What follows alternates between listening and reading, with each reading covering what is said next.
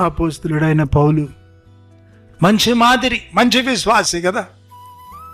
సంఘానికి పునాది వేయడానికి దేవుడు వాడుకున్నాడు. మంచి దేవుని సేవకుడు, మంచి కొలత మాదిరి నేర్చుకోవచ్చు తన దగ్గర.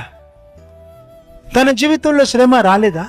శ్రమ వచ్చింది కదా. అపోస్తలులందరికంటే ఎక్కువ శ్రమ పడ్డాడు. తప్పున్నందుక కాదు, దేవుని సేవించినందుకు, దేవుని నామం ప్రకటించినందుకు. విరామం లేకుండా ప్రకటించినాడు, భూలోకాన్ని తలక్రిందులు చేసినాడు కదా. అందును బట్టి కదా తనకు శ్రమ.